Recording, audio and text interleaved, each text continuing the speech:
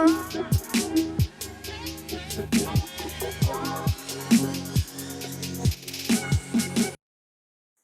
guys, Andrew McFarland here from StartAJuiceBar.com. Hope you guys are happy and healthy. Hope you're excited to launch your businesses or grow your existing businesses.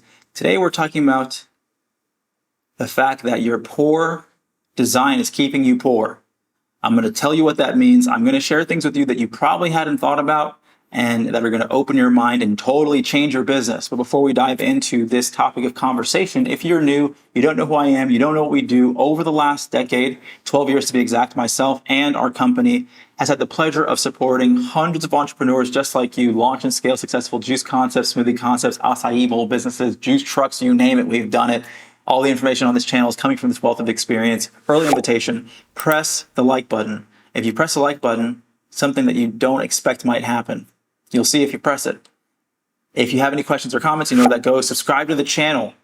Hit the notification bell because you want to be alerted when we release new content, because if you're not, you're going to miss a video like this and your business isn't going to improve. So you definitely want to check that out. Now let's dive in, okay? So for me as an entrepreneur and you as a fellow entrepreneur, I'm very, very, very curious and interested in consumer psychology, human psychology, because as entrepreneurs, what do? We are learning about our customers. We're understanding them enough to help them on the path that they want to go on, to convert them into prospects, to consumers, to deliver on that promise and make sure they have a great experience overall. But if you don't understand a lot about consumer psychology, this is going to hurt you in ways that you can't even imagine, okay? So one of the most important things when it comes to a business that people tend to miss, and the reason they miss it, I'll explain in a moment, but that one particular thing is design and presentation. You can also say that it's brand. Brand is sort of the all-encompassing dimension of this business, whereas presentation and design is a part of it. Right now, I'm just talking about the fact that having poor design keeps you poor because you're not understanding how this translates into the consumer psychology and therefore making you money. I talk to a lot of you out there. I see a lot of juice brands out there. And to be honest, the aesthetic of these companies is, I wouldn't even say average. It's below average. It's subpar. And this means that when people see these companies, they don't trust them as much. They don't spend money there. You and I both know, if you really get honest with yourself, if you're making a decision about where you want to eat at night, where you want to go for lunch, where you want to go for breakfast, what's the first thing that you do? You go on Instagram, you check out reviews, you go to someone's website, and you just probably make a decision based on which one you think looks the best. That looks tasty. They've done studies that literally people's taste buds are influenced by what they see. So you might believe in your business, oh, I've got the best tasting product, but guess what? If someone else's business looks better than yours, people will perceive that company as having a better tasting and overall better product because of the way that their business is presented. I want you to really grasp that. So while you're spending all this time working on the flavor profile of your recipes, which to a certain degree is important, but if you're not spending more time and attention working on your design and your brand, and also when I just say time and attention, I'll also add to that, investing your financial resources in these aspects, you're missing the thing that is more important. And why would I say that it's even more important?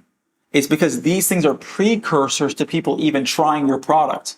If people don't like the way your company looks, meaning your store design, your website, your Instagram, they're not going to come into your business to actually try your product anyway. You could have the best product on God's green earth, but guess what? Nobody's going to come and try it. And the people that do, they're probably not going to appreciate it that much because of the way that it's presented. I'll give you an analogy, okay? Let's say, and they've done studies like this, where they give people surveys after they've tried a product, and they've said to them things like this, like, oh, this business or this product is different than this product, when really the internal contents are the same, but they package them differently. And you better believe it, people actually say that the product that looks better tastes better, but it's exactly the same thing. So that tells us that the psychology of the consumer is playing a really big role in their perception and therefore the experience. That means that your Yelp reviews and your Google reviews are also connected to how the product looks. People might be giving you bad reviews on the product and the way it tastes, not knowing inside of themselves it's because of the way your business looks. So let's take this example. You've got a really, really nice, fancy wine. And you can drink this wine from a really nice wine glass, tall edges. It looks beautiful. Or you can drink this out of a garbage can. Let's say the garbage can is clean. Somebody washed it, it's clean. That's not messy. But why? Which one are you going to think tastes better or is higher quality? Now that's an extreme example, obviously, for the sake of impact, but realize that the design of even the container that you're using creates a perception on the quality that people perceive. And it's not just the container. Like I said before, it's your store design. It's your website. It's your product photography. It's your Instagram. It's the way your staff presents themselves. How clean is your store? Literally every single aspect of this is more important than the product itself, because this is connected to people's perception of the product.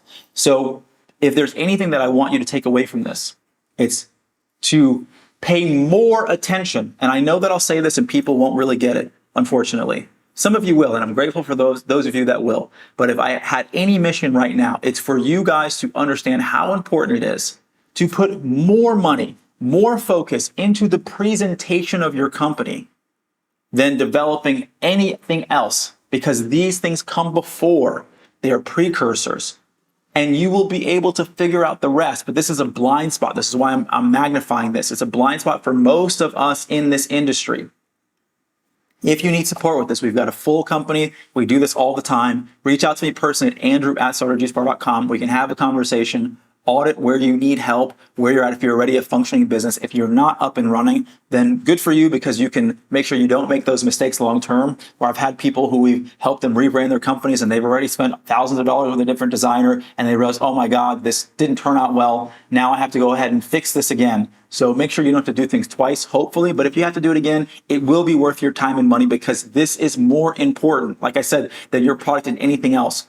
This is one of the biggest leverage points you can have in your company. When you upgrade your branding, the presentation, the design of your business, the amount of people that will come to you just because of that will be astronomical.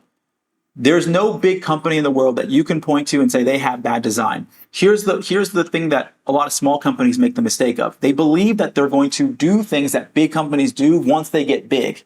But that's the catch-22 and the paradox. Or I should say, it's actually reverse. You need to act like a big company when you're a small company, and that's how you get big. You can't wait to become a big company and then do these things. It doesn't work that way. You'll never get that opportunity. You have to act like a big business, do what they do, and then eventually you will become that, because you're treating yourself that way. The market will then meet you where they believe that you already are. Hope that makes sense. It's a profound thing that I'm saying. I want you to get it. But the market will meet you where they believe you already are. And then you will eventually be there. But you have to treat yourself like a big company and focus on the things that big companies focus on. Focus on your marketing, your branding, your product development, your customer service, everything. But right now, the things that people see as a blind spot is the presentation. That's the message for today. Obviously, you can tell I'm very passionate about this, okay? Because it's something that people miss. If you need help, you know my email, Andrew@StartAJuiceBar.com. If you like the video, press the like button. Questions or comments, or you just want to tell us you like the content, it inspires me to make more content. Put it in the comment box below. If you like podcasts, we have a podcast. It's called The Juice Bar Experts. It's on Spotify. It's on iTunes. And then lastly, follow us on Instagram. We have exclusive giveaways and content that we only release there at StartAJuiceBar. Really easy to find. That's all for today. Hope you guys are feeling amazing. Looking forward to seeing you guys thrive in your business, and I'll see you at the next video. Take care. Hope you guys have been enjoying the video content.